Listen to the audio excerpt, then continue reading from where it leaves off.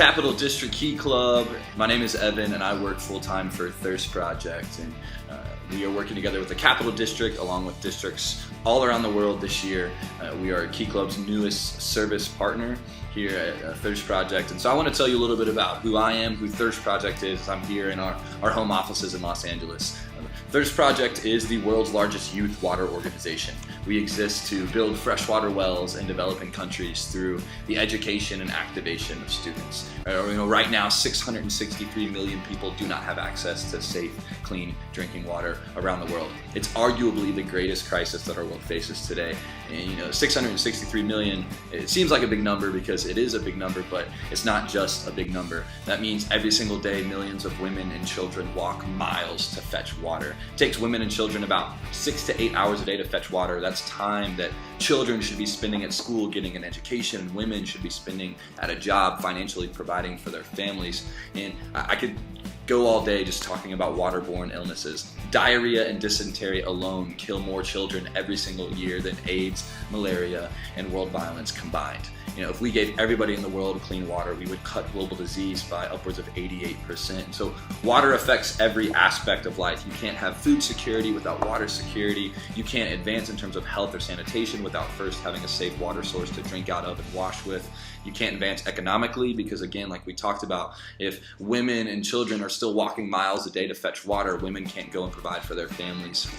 Again, water has the highest return of investment of any resource you can invest in the developing world. And so we sought to end the water crisis, and specifically in one country. So we're working in Swaziland. That's where we do most of our work. Swaziland is a small country, sits on the northern border of South Africa. What's unique about Swaziland, it has the highest density population of HIV/AIDS in the entire world.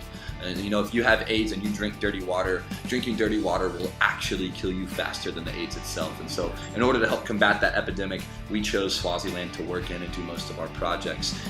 But also, we know that water changes every aspect of life. Again, we have students come up to us and say, hey, it's really cool that you build wells, but I build schools. I really believe in the value of education overseas. Or I do food programs and give food to homeless people all over the world. Or I do medical clinics. But again, without the access of safe, clean drinking water, a community cannot advance in terms of education, health and sanitation, food security, what we just talked about. And so we believe in the resource of water as really the starting point if we want to end poverty as we know it. And so we wanted to end the water crisis in an entire country that is Swaziland. So we could use that country as a case study. And so after ending the water crisis in Swaziland, we could go to big funders like the Gates Foundation or the World Bank and say, hey, if you want to end poverty as we know it, we have to start and invest in the resource of water. And so we're super excited to be working with you all this year. I wanted to send just a hello and introduce myself. I'm the Director of Student Engagement at Thirst Project. So I help plan events, activities, fundraisers for our students all around the country. I also go and speak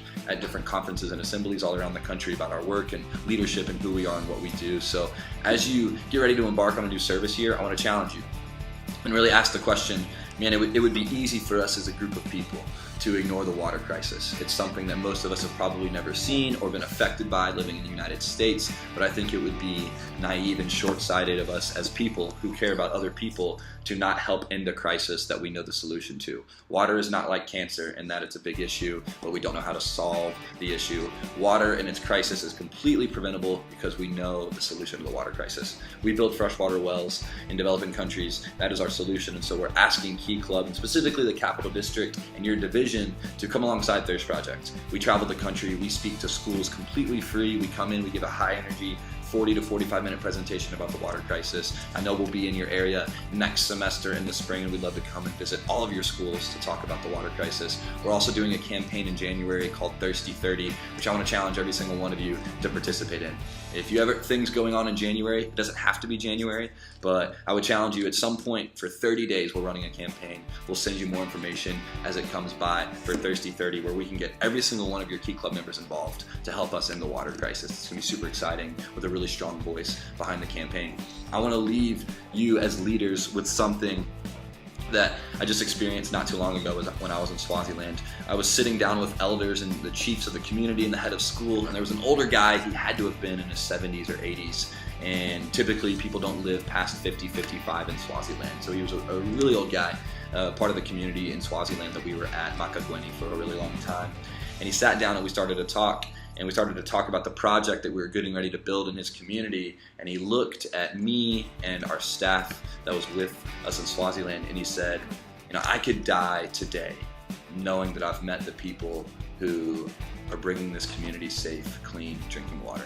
And every time we go to Swaziland in Africa, we say we're there on behalf of our students. And so I want to encourage you with the fact that, man, you're a part of saving lives. And you are a part of us making real tangible difference in communities that need something as simple as basic clean drinking water. So I want to invite you into something like that. I want to invite you into what we're doing here at Thirst Project, because we believe in students. We believe that you are the most powerful agents of social change. And so let's figure out a way for us to come to your schools, speak to your key clubs, speak to your students, get you involved with Thirsty 30 and our campaign. And please, one of my favorite quotes, never ever doubt that a small group of people can change the world.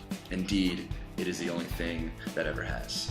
From our offices, from our board members, from our staff, I want to say thank you so much for being a part of serving the world every single day. You inspire us. We love you. We love Key Club. We love the Kiwanis family here at Thirst Project. If you ever need anything, get an Evan at Thirst Project. You can find, that's my email, or you can find us online. We're here to help. So thank you guys so much. Manesha, it's good. Thank you for the opportunity. We love you all, and have a good rest of your divisional council meeting. Thanks, guys.